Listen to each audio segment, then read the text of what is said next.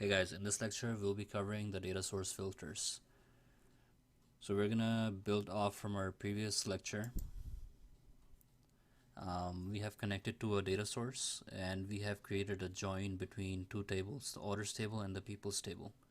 So the way the data source filters work is up here on the right you're gonna see the filters and you're gonna see an add button. If you were to click on the add button, you can add filters, and what this would do, it would limit your data set. So right now this data set is not that big, so if you were to bring it in you can easily perform analysis, but at the company level the data sets are not going to be this small every time. So if you were to bring all of this data in, your dashboard wouldn't perform as well, so it would cause performance issues. So what we will do is we will add filters at the data source level, at this level, and we're gonna limit what we're bringing in onto our dashboard. So the way you would do it is you're gonna click on the add button right here up top right, and once you click on here, all you would need to do is you're gonna click on the add,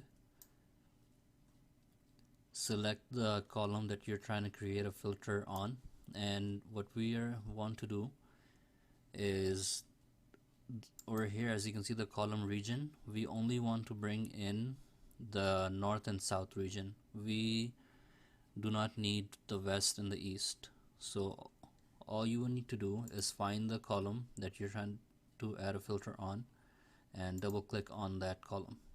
So you're going to double click on region, and over here we're going to make the selection of south, and there's no north, so we will make the selection east. So south and east is what we need to bring in, and we're going to click on OK, and it will create the filter.